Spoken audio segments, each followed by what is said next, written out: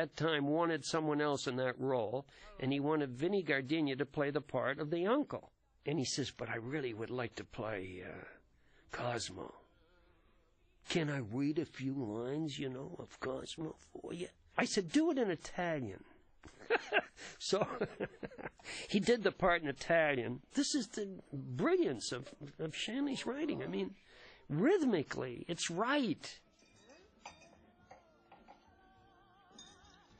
You'll notice in the interiors, the lighting in the interiors, this is very rather un-Hollywood type of lighting. For instance, in the kitchen scenes, David Watkins, who is the British cinematographer, who has won many Academy Awards and is considered one of the top, I think, one of the top cinematographers in the world when it comes to romantic kind of interiors.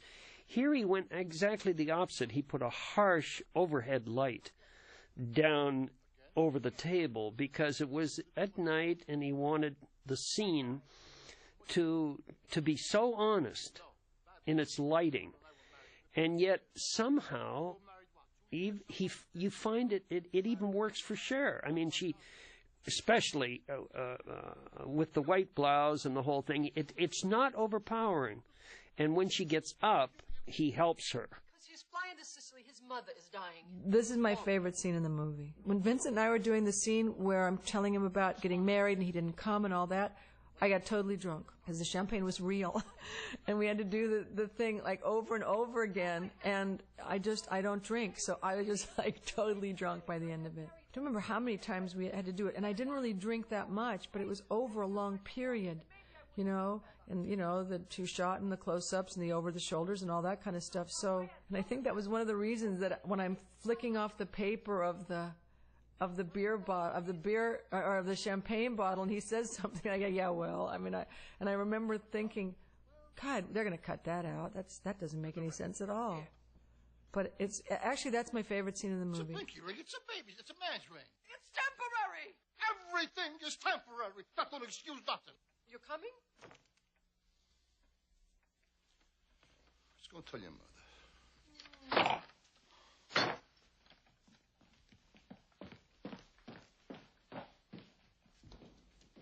This is the first scene where we meet Olympia Dukakis, who plays Cher's mother. And Olympia Dukakis I saw in the theater in New York, and I'd always wanted to work with her. I just had such an admiration for her as a character actress. But she had just great timing, great comedic timing. And she was very nervous about taking this role because she's Greek, she comes from New Jersey. I hired her husband in Fiddler on the Roof many years ago. So she was coming to the role, and she said to me, I'll never get that Italian Brooklyn sound. I'll never get it. And that was her concern. She got it, and she won an Academy Award for her performance. She is a remarkable actress, and this was one of her first real opportunities to perform in a film. And now I want to talk a little bit about Fyodor Shalyapin. I called Sean Connery, and I said, you worked with Fyodor Shalyapin. And he says, I said, but how's his English? Am I going to be able to understand? Can he speak any English at all? And he says, he speaks English and French and a wee bit of German. He says, but he'll steal every goddamn scene he's in. He says, I don't know how you do it, how he does it. But Fellini knew, And if you go back and look at some of Fellini's films, you always find Fyodor Shalyapin is mine. I got him to fly in, and we couldn't get any insurance on him because I think he was over 80 and had a tendency to wander a little bit. So, but he was absolutely brilliant, and I got to know him, and he was fairly well. I had such respect for him. Fyodor was so sweet. He was so cute on the set. You know, he used to tell us all these old-time stories because his dad was this famous guy too. And he used to sit with a magnifying glass and read his script, study his script. And he had this little, like this young girl, trainee, or I don't remember what she was, and she took him around everywhere, and she picked him up and all that, and he had such a crush on her, and he was still like this terribly suave and very still manly man, so he was always flirting with this girl.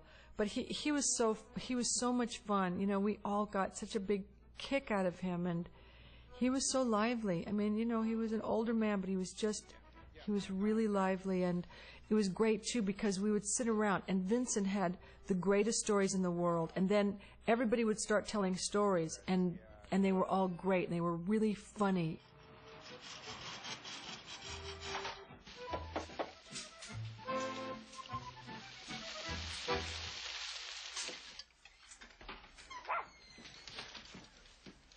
Theodoro always had a little pocket full of liver, tiny, tiny pieces of liver.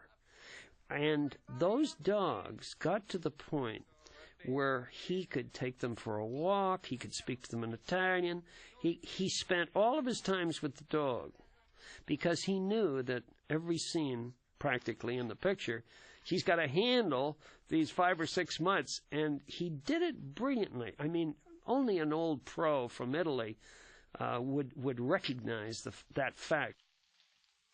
This mother that Olympia plays, Rose, has got a lot of soul.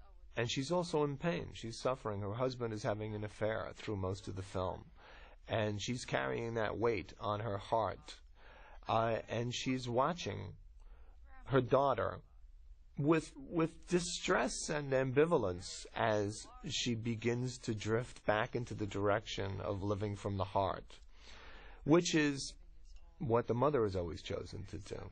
But she's suffering, so she's sort of like, oh, maybe we shouldn't live this way. Maybe we should use our heads rather than our hearts.